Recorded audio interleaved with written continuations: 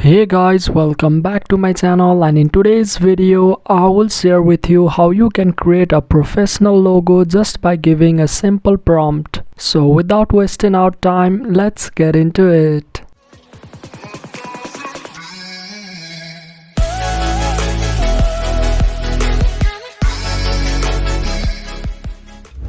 So head over to ideogram.ai. Ideogram is a generative AI tool that lets you turn text into images. Once you are logged in, just type in your prompt and try to be as detailed as possible for better results. Now click on Generate.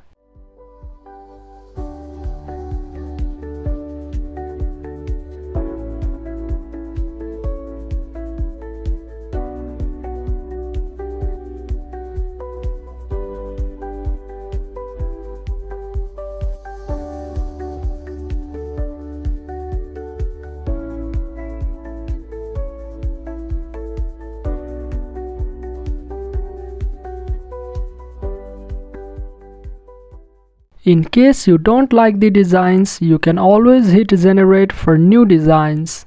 To download the image, click on the three dots and save it on your computer system. Not only for logo designs, you can use this site for other purposes too.